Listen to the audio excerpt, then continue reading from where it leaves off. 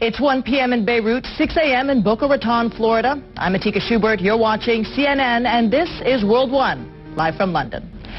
The bloody specter of the Syrian civil war is hanging over Lebanon this morning. Overnight, heavily armed gunmen exchanged fire in southern Beirut. It's the latest outburst of sectarian tensions already inflamed by the conflict in neighboring Syria. Cross straight to CNN's Nick Patton-Walsh. He joins us live from Beirut. Nick, the streets in Beirut are still pretty tense. Tell us what happened last night.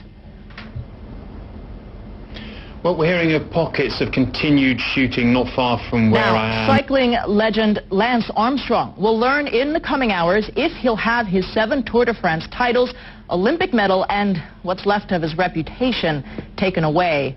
The sports governing body, the International Cycling Union, is about to make an announcement in Geneva about his part in what's been called the biggest doping ring in sporting history. But last week, Armstrong was forced to step down as chairman of his cancer charity, and some of the foundation's donors are furious over the revelations. They want their money back.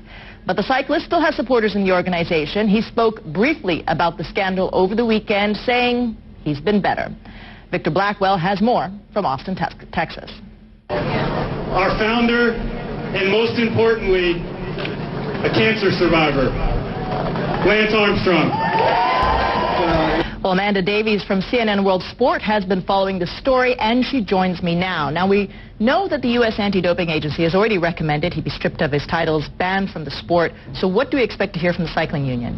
Well, this is World Cycling's governing body, the UCI, who are speaking today. They had until the end of October to respond to this USADA report. A lot of repercussions from that. Well, we'll stay tuned for that announcement coming up. Thank you, Amanda.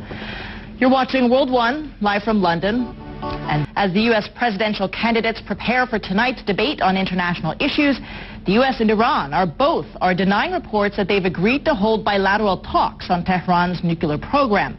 Similarly, Israeli Prime Minister Benjamin Netanyahu says he doesn't know about any such plans for direct U.S.-Iranian negotiations.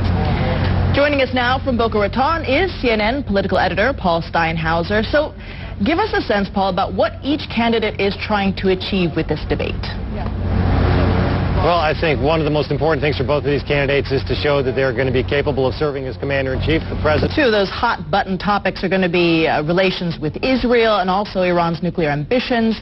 How did the 2 candidates differ on those?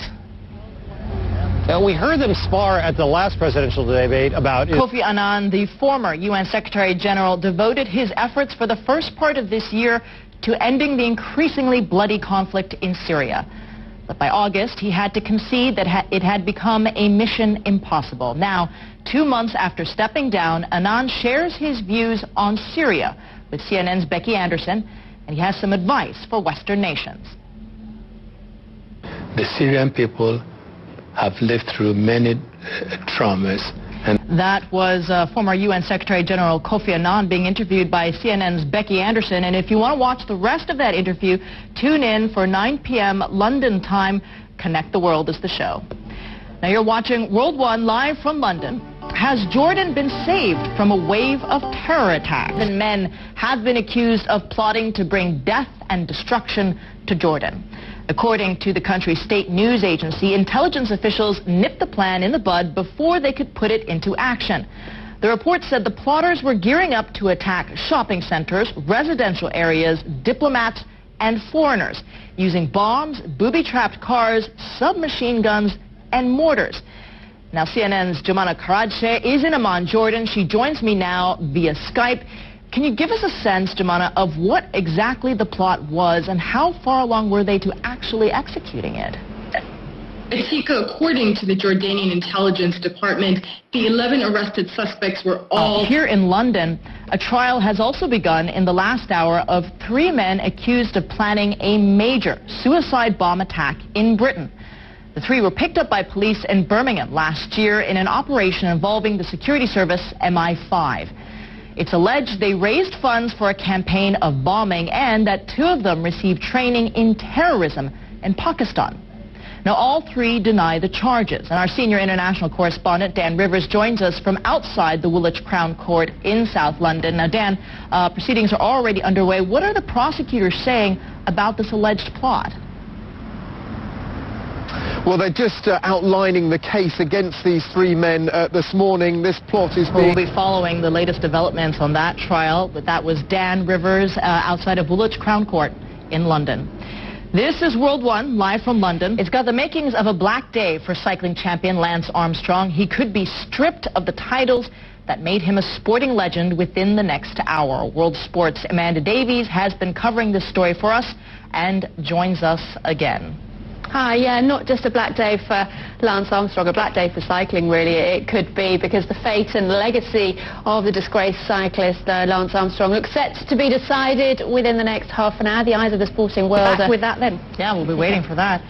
You're watching World One, live from London. Cleanup continues in southern France and Spain after torrential weekend rains. Meteorologist Mari Ramos is at the International Weather Center. What can you tell us, Mari?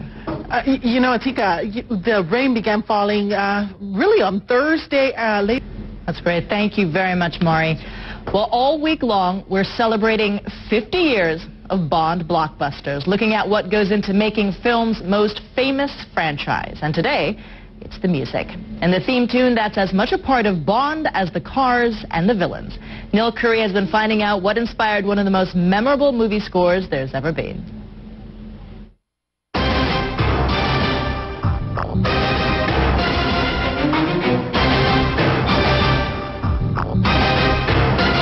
London. You're watching World One, live from London. I'm Atika Shubert. Thanks for joining us. Stay with us for a live event from Geneva. We're showing you live pictures now of that press conference due to begin. The World Cycling Governing Body, the International Cycling Union, will announce its response to the Lance Armstrong doping allegations. That starts in just a minute. Watch it here on CNN.